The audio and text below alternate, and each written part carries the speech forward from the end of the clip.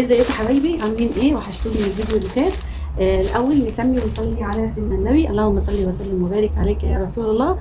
اللهم لك الحمد ولك الشكر على نعمتك التي لا تعد ولا تحصى. دلوقتي يا حبايبي انا نزلت بقى ايه، عملت ايه، جبت تسويقه شهر 7. هوريكم الحاجات اللي انا جبتها يمكن يفيدكم المشتريات بتاعتي. في الاول انا نزلت كازيون عامل عروض حلوه قوي. بس الاول نبدا ايه بالمنظفات. هوريكم انا جبت ايه بالنسبه للمنظفات بتاعتي. ده اول حاجه يا حبايبي، دون جايباه من كازيون. طبعا هو كان مليان لحد هنا، بس انا اخدت جزء منه فضيته في ازازه الشامبو. ده شاور جل وشامبو اهو، بصوا، شاور جل وشامبو، يعني انت بتستخدميه الحاجتين مع بعض، شاور وشامبو. وهو كمان انا مجرباه، طبعا مش اول مره اجيبه، جميل جدا وبيطر الشعر ومش بينشفه ولا اي حاجه، ورغوته هايله وريحته حلوه. وبعدين ده ايه، انتاج بصوا شركه شبراويشي. طبعا شركه شبراويشي معروفه من زمان قوي، الناس اللي زي كده كبار في السن شويه، كانت زمان شركه اسمها وشبراويشي هي الشركه الرئيسيه او الاساسيه في مصر لبيع مستحضرات التجميل والشامبوهات والحاجات الحلوه دي. بس خلاص بقى راحت عليها. بس هي عامله ده موجود في كازيون، شاور جيل زي ما قلت لكم اهو، وشامبو اهو، شركه شبراويشي اهي، يعني انتاج مصري تحفه تحفه تحفه. وكمان انا بجيبه عموما، انا بستخدمه شامبو، يعني انا مش بستخدمه شاور جيل، لان بصراحه خساره ان انا استخدمه شاور جيل. انت براحتك بقى. يعني ده كله ده لتر ونص اهو، لتر و400 بكام؟ ب 69 جنيه. يعني لما تكوني انت جايبه الكميه دي كلها ب 69 جنيه هتعمل لك وفر جامد جدا، وبعدين حلوه قوي برده للشعر. تاني حاجه بقى يا حبايبي، انا جبت الصابون ده برده من كازيون روش، ده بريحه اللافندر، صابونه حلوه قوي، عليها عرض الاربع صابونات. الصابونه وزنها 110. الاربع صابونات دول بكام؟ ب 42 جنيه و95 قرش، يعني ب 43 جنيه. يعني لما تحسبي مثلا تقسمي ال 43 جنيه على الاربعه، يبقى الواحده في حدود اقل من 11 جنيه. 10 جنيه و85 قرش. حلوه جدا جدا وريحتها جميله. اجي بقى لايه، دي الحاجه دي بالنسبه للمنظفات اللي انا جبتها من كازيون. اجي بقى ليه بالنسبه لي بتوع الصابون. انا بقى يا حبايبي بعمل ايه، انا غسلتي اوتوماتيك، فانا بعمل ايه، بروح للراجل بجيب منه 2 كيلو مسحوق عاده مش اوتوماتيك اهو. المسحوق الحلو الابيض اللي هو فيه نقط زرقاء وحمراء، ده مش اللبني اللي بيبقى عامل زي التراب، لا ده جميل وبينضف جدا. المسحوق ده عامل 20 جنيه الكيلو اهو، الابيض اللي بالشكل ده عامل 20 جنيه الكيلو. بجيب منه 2 كيلو اهو، 2 كيلو. طيب ده مسحوق عادي يا طمطومه، طيب ازاي ده هينفع في الغساله الاوتوماتيك؟ اقول لك انا بقى بجيبها ايه، بجيب عليه نص مسحوق اوتوماتيك اوكسي، ده سايب برضو بس ده اوتوماتيك. ليه بقى؟ لان الماده اللي هي بيقولوا عليها منع للرغوه في المسحوق الاوتوماتيك، هي دي اللي بتفرق عن المسحوق العادي. المسحوق العادي ما فيهوش ماده منع الرغوه، اما المسحوق الاوتوماتيك هو اللي فيه ماده منع الرغوه. فانا بعمل ايه علشان اخلي المسحوق كله اوتوماتيك؟ بجيب نص مسحوق سايب اوتوماتيك في الماده بتاعت منع الرغوه، وبخلطها على ال 2 كيلو المسحوق العادي، فيبقى انا كده عندي 2 كيلو ونص كلهم يعتبروا مسحوق اوتوماتيك وبينضفوا، وحاجه جميله جدا جدا ونظافه ملهاش مثيل. كمان بجيب صابونتين، عارفين ده الصابون الابيض بتاع زمان ده بتاع الغسيل اهو، بجيب انا صابونتين منه وببشره بالمبشره الناحيه الرفيعه قوي لما يبقى زي البودر، واخلطهم مع المسحوق. ما اقولكيش على النظافه، مفيش مسحوق يضاهي النظافه في التركيبه دي، وهتوفر عليكي كتير جدا. يعني ده نص كيلو ب 30 جنيه، ودول 2 كيلو ب 40 جنيه، يبقى ادي 70 جنيه، ودول صابونتين ب 20 جنيه، يبقى ادي 90 جنيه. 90 جنيه دول قولي وزنهم مثلا الصابونه، قولي الصابونه مثلا 100 جرام، هي اكتر، يعني دول قولي حوالي ربع كيلو، وادي نص يبقى كيلو الا ربع، 2 يبقى ايه، 3 كيلو الا ربع، 3 كيلو الا ربع، او قولي 3 كيلو، يبقى انت كده عندك 3 كيلو مسحوق اوتوماتيك. شوفي المسحوق الاوتوماتيك الكيلو تقريبا ب 60 جنيه او ب 70 جنيه، ده لو هتجيبي سايب ب 210. 210 احنا اتوفر، قولي 200 جنيه، احنا اتوفر لنا ايه؟ احنا قلنا 40 وادي 30 يبقى 70، وادي 10 يبقى 90، يبقى من 200 جنيه ل 90 جنيه يتوفر لنا قد الثمن المسحوق. ده بالنسبه للمسحوق. طيب جبت ايه كمان؟ طبعا انا لو جبت صابون سائل، طبعا انا زي ما انا قلت لكم ان انا بجيب الوجبه دي، الوجبه دي حلوه قوي، انا جايبه المره دي الوجبه اللي بتعمل 8 لتر، دي وجبه مركزه، وهنزل لكم في صندوق الوصف الطريقه للفيديو بتاع الوجبه دي. هتعمل لك، هي اصلا ب 35 جنيه، هتعمل لك 8 ما يقرب من 8 لتر صابون فائق الجوده، تحفه تحفه تحفه. 8 لتر.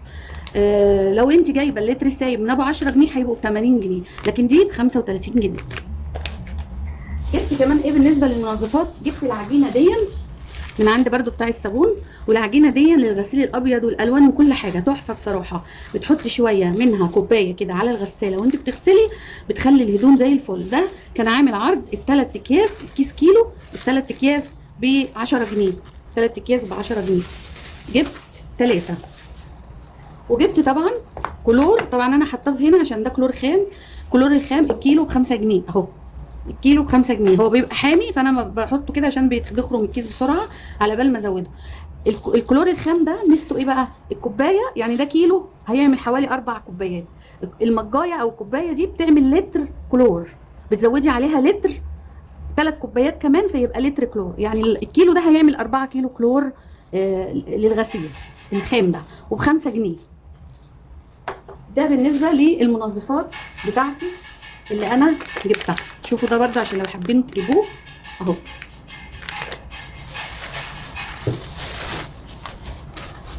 ده كده مندل منظفات هيكفيني الشهر وزياده، والشاور والشامبو دول بيقعد شهرين 3 كمان على بال ما بيخلص.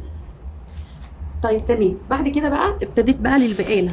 انا رحت طبعا زي ما قلت لكم كازيون، جبت بقى من هناك. انا كازيون عامل عرض على الدقيق ده اسمه الاصيل، متعدد الاغراض، استخلاص 72%، يعني لكل حاجه، تعملي منه مخبوزات، تعملي منه كيكه، تحفه.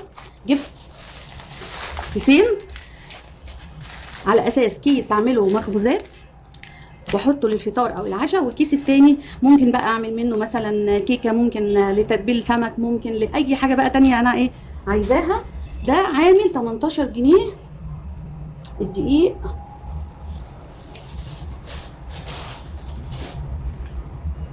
اهو، دقيق الاصيل عامل 18 جنيه، 18 جنيه الكيلو.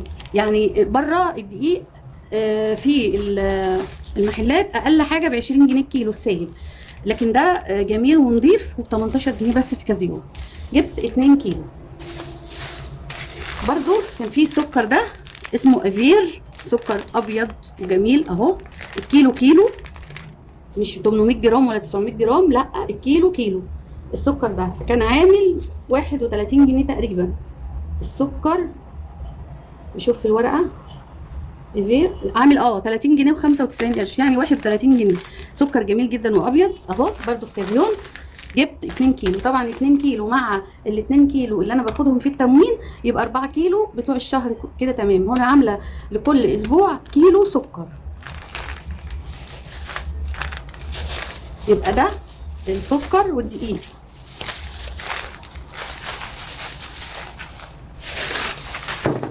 جبت كمان برطمان الصلصه ده اسمه ميرو، صلصه حمراء وفاتحه وجميله مش غامقه، لا. البرطمان عامل 15 جنيه من كازيون بقى، عليه عرض عامل 15 جنيه. ينفع بقى ايه اما تيجي تعملي، بالذات تعملي مثلا مكرونه بتزودي معلقه صلصه، تعملي محشي بتزودي معلقه صلصه، في حاجات كده بتعوز معلقه صلصه علشان تديكي لون احمر جميل. طبعا برضو جبت 3 اكياس ملح برضو من كازيون اهو، دول برضو بتوع الشهر كله، الكيس ب2 جنيه جميل قوي. وجبت كيسين شاي، الباكوين شاي، الشاي العروسه، الشاي دون هو الاصلي اللي هو مكتوب عليه شركه الصفا او الصفوه حاجه زي كده. ده الكيس 100 جرام عامل 22 جنيه، يعني دول 200 جرام زي ربع كيلو الا شويه صغيرين، عاملين 44 جنيه برضو، هيكفونا دول الشهر كله ان شاء الله. وجبت 3 اكياس بيكنج باودر وفانيليا علشان و3 اعمل بقى ايه كيكه.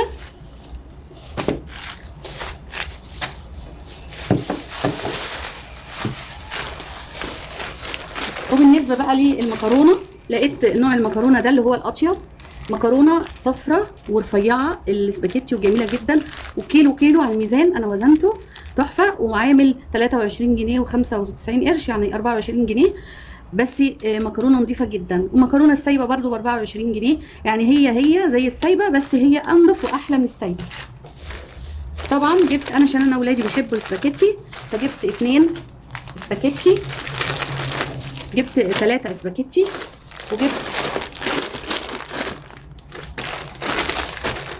1 قلم مكرونه قلم، بصوا صفرة وجميله ازاي.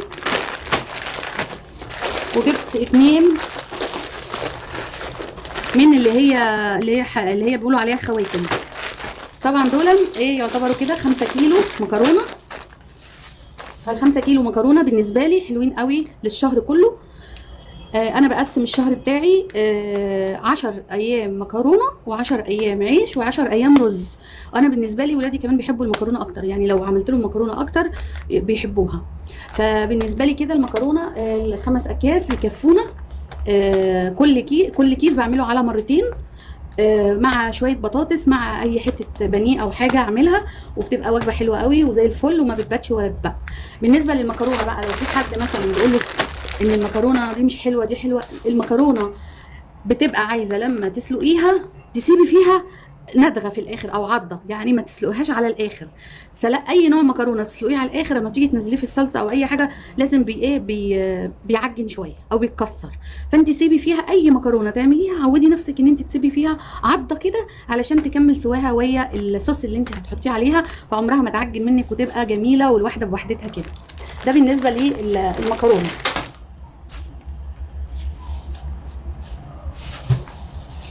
بالنسبه بقى للزبده، انا لقيت في الحقيقه هناك الزبده دي اهي اسمها صني. انا دقتها طعمها حلو، هي برضو خليط بس مش مشكله، احسن من السمنه برضو اللي هي المهدرجه. الزبده دي ب 110 اهي، السعر بتاعها دي في كازيون برضو ب 110 الكيلو كيلو. حلوه قوي، انا جبتها على اساس ان انا استخدمها، بقطعها وبستخدم منها معلقه لما باجي اعمل الاكل، مع معلقتين زيت، معلقه زبده مع معلقتين زيت في الاكل بتاعي.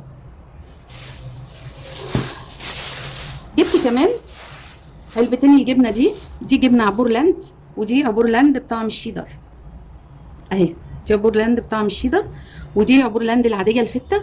طبعا انا من وجهه نظري احلى نوع جبن من اللي هي دي المطبوخ، اللي هي الجبن دي اللي هي نباتي الدهن، عبورلاند ورودس. الباقي كله بيبقى فيه ميه كده ومش حلو، دول احلى نوعين. فدي عامله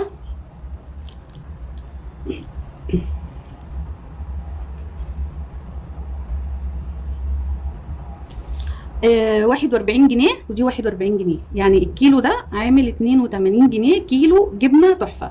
طبعا انت ممكن تاخدي الجبنه الفته دي وتضربيها في الخلاط مع حته زبده وحته قشطه وشويه لبن، وتعملي بيها احلى جبنه كريمي، والكيلو ده يتضاعف لي، النص كيلو ده يتضاعف لي الكيلو، تكفيكي الشهر كله لو عملتيها بالطريقه دي. قطعه زبده مع قطعه قشطه او حتى علبه قشطه من اللي بتتباع عند السوبر ماركت مع شويه لبن، واضربيها في بعضها وهتبقى طعمها تحفه.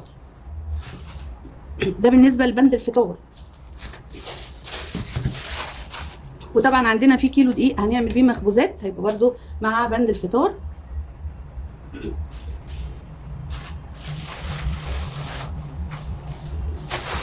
جبت بقى رز في كازيون يا بنات، عاملين عرض على الرز ده.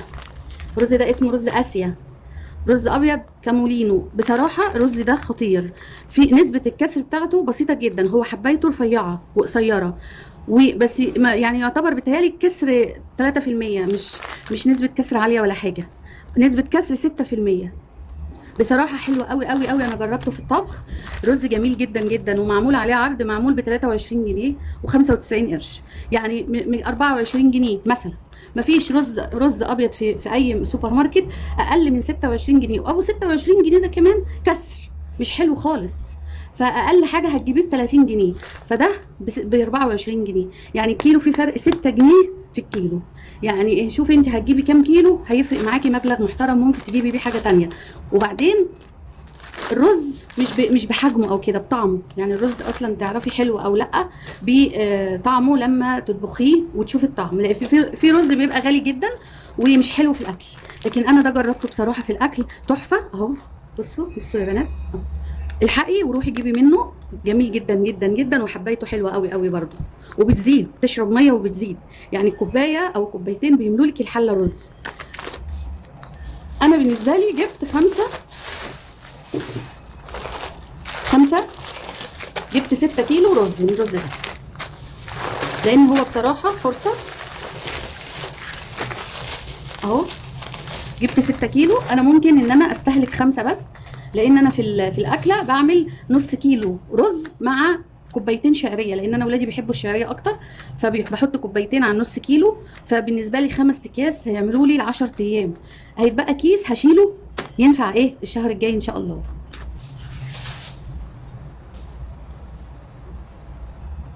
كمان يا بنات جبت ازازتين زيت اهو. الزيت ده اسمه سهر اهو. الزيت ده الازازه 650 بكام؟ ب 40 جنيه. ب 40 جنيه والله، جميل جدا، وزيت فاتح ولونه بصوا عامل ازاي، اسمه سهر، ب 40 جنيه. يعني الازازتين دول 650 و650، يعني كيلو 300 جرام واقفين ب 80 جنيه، في حين ان الزيت السايب الكيلو ب 75. يعني دول كيلو 350 جرام ب 80 جنيه، وزيت فاتح ونضيف وجميل جدا. جبت ازازتين، طبعا الازازتين هنا هينفعوني مع ازازه زيت التموين. زيت التموين انا باخد الازازتين دول بخليهم لآلية، لان زيت التموين زيت تقيل، بيبقى بيستحمل ان انت تحمر فيه، ان انت تقلي فيه، ان انت تحطه على اي حاجة تانية. لكن ده اللي بحطه مع الزبدة وانا بطبخ او بعمل اكلي.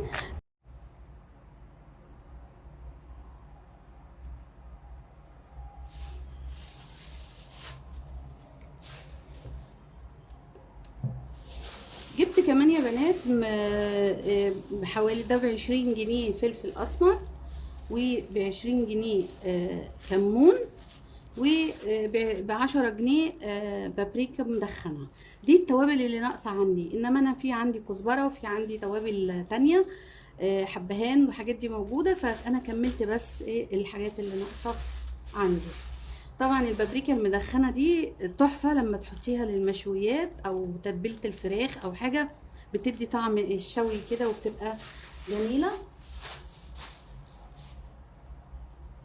دي مشترياتي بتاعت شهر 7 من كازيون. يا رب الفيديو يكون عجبكم وخدتوا منه افكار، وتلحقوا تجيبوا من الحاجات الحلوه دي، تلحقوا التخفيضات بتاعتها. وفي كمان على فكره في بيض، الطبق 30 بيضه ب 135 جنيه، احمر او ابيض، بس انا ما عرفتش اشيله بصراحه، فهجيبه ان شاء الله النهارده اخر النهار. بصراحه البيض انا ما اعرفش انا صح ولا غلط، بس انا جبت البيض من كازيون قبل كده، طعم البيض نفسه جميل ومختلف عن البيض اللي بيتباع في السوبر ماركت. طعم ايه بقى السبب ما اعرفش، بس الطعم مختلف احلى بكتير، ومش انا اللي لاحظت بس، انا وولادي.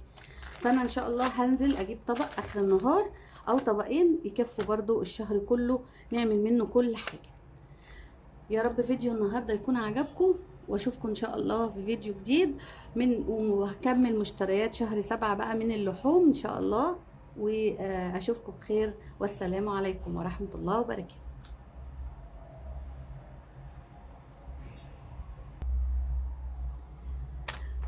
فضلا يا حبايبي وليس امرا، ما تنسونيش في لايك وشير وكومنت حلو منكم، ويا ريت تستفيدوا من العروض اللي انا وريتها لكم وتنزلوا تستفيدوا بيها. واشوفكم ان شاء الله في فيديو جديد من فيديوهات طمطومه، واشوفكم على خير، مع السلامه.